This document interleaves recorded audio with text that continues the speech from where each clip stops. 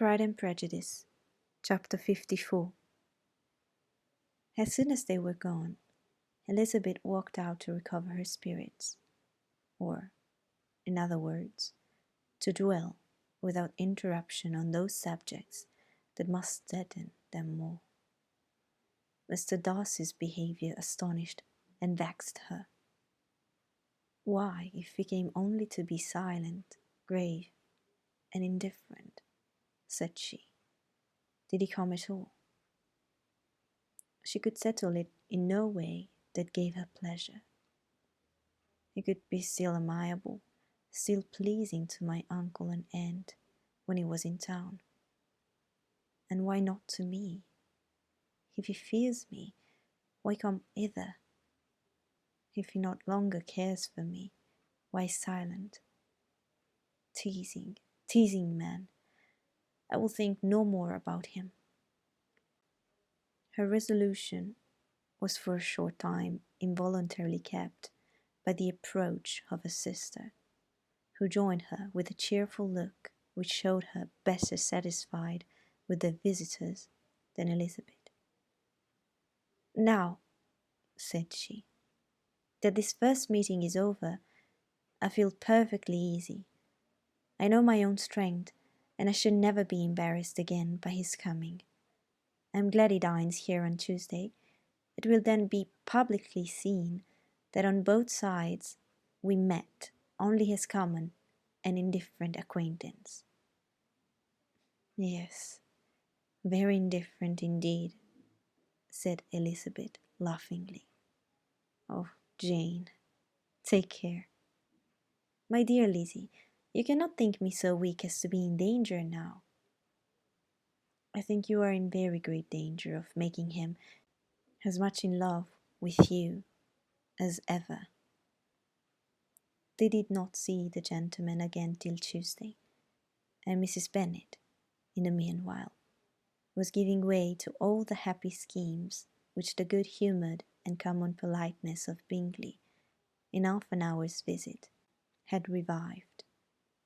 On Tuesday there was a large party assembled at Longbourn, and the two who were most anxiously expected, to the credit of their punctuality as sportsmen, were in very good time.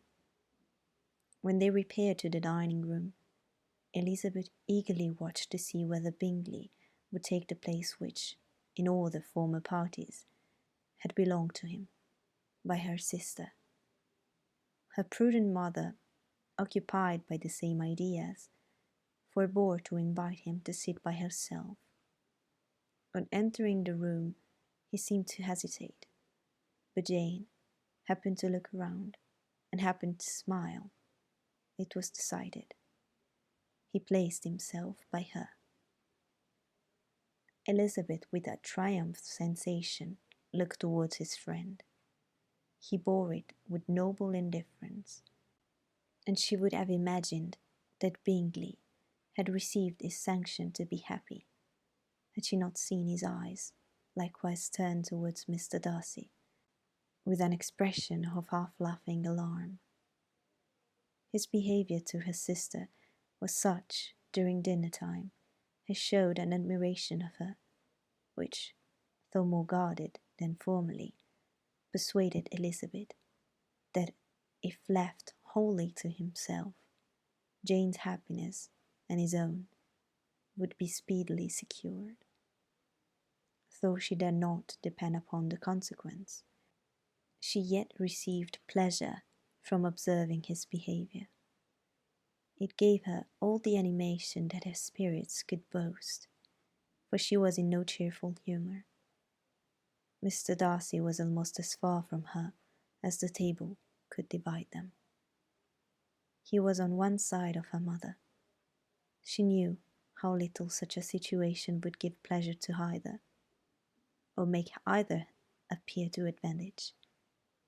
She was not near enough to hear any of their discourse, but she could see how seldom they spoke to each other, and how formal and cold was their manner whenever they did.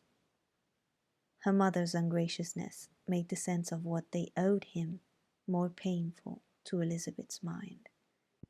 and she would, at times, have given anything to be privileged to tell him that his kindness was neither unknown nor unfelt by the whole of the family. She was in hopes that the evening would afford some opportunity of bringing them together, that the whole of the visit would not pass away without enabling them to enter into something more of a conversation than the mere ceremonious salutation attending his entrance. Anxious and uneasy, the period which passed in the drawing-room before the gentleman came was wearisome and dull to a degree that almost made her uncivil.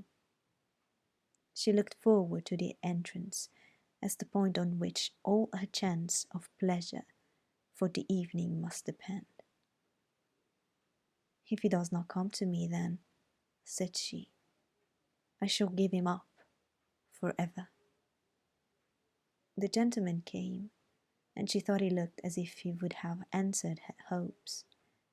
But alas, the ladies had crowded round the table where Miss Bennet was making tea, and Elizabeth pouring out the coffee, in so close a confederacy that there was not a single vacancy near her which would admit of a chair.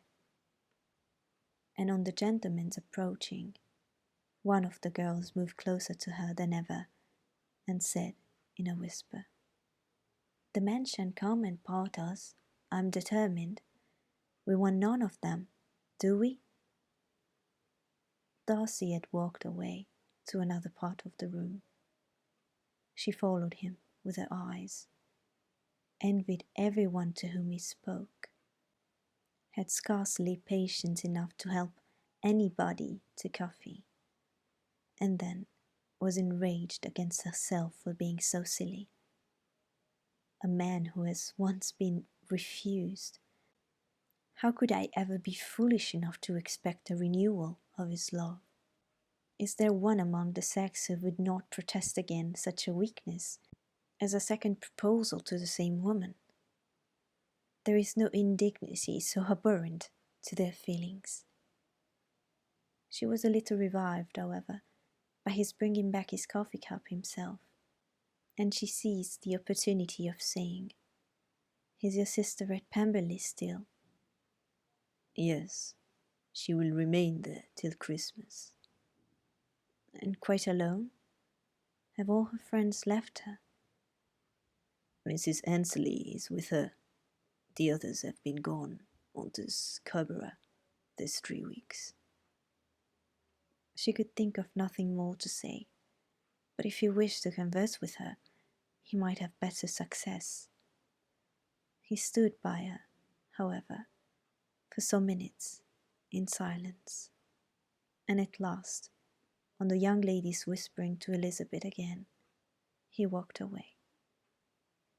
When the tea things were removed and the card tables placed, the ladies all rose, and Elizabeth was then hoping to be soon joined by him, when all her views were overthrown, by seeing him fall a victim to her mother's rapacity for whist players, and in a few moments after seated with the rest of the party.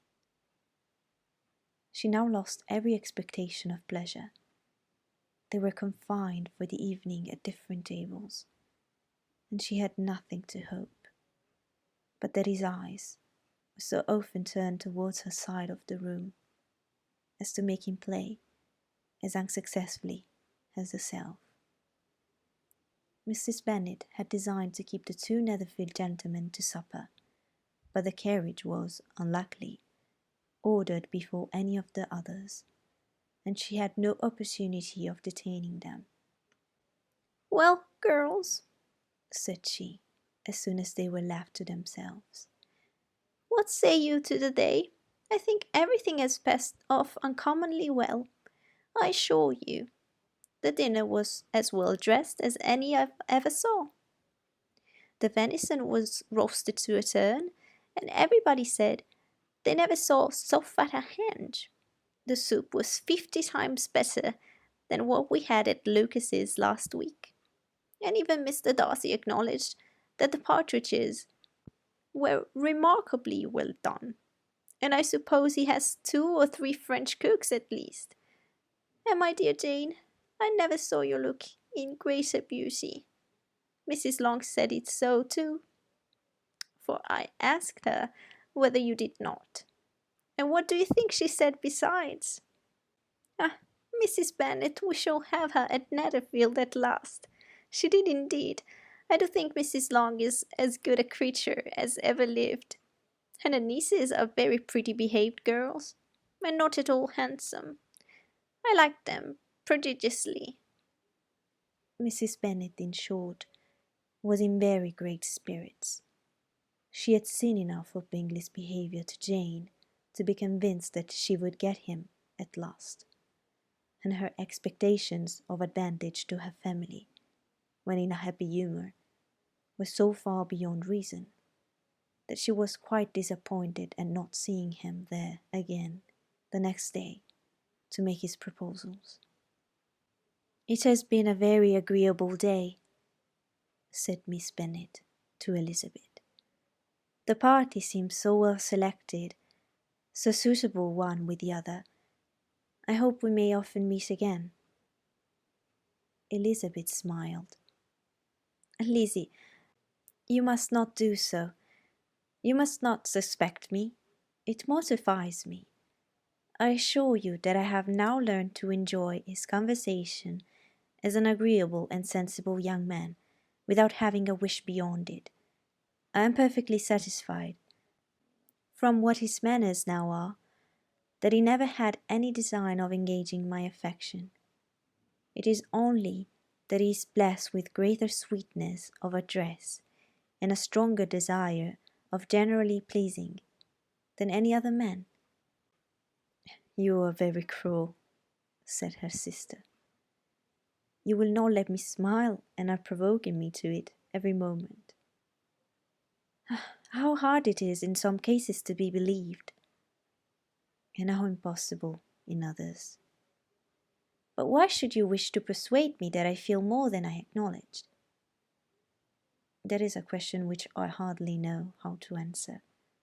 We all love to instruct, though we can teach only what is not worth knowing. Forgive me, and if you persist in indifference, do not make me your confidant."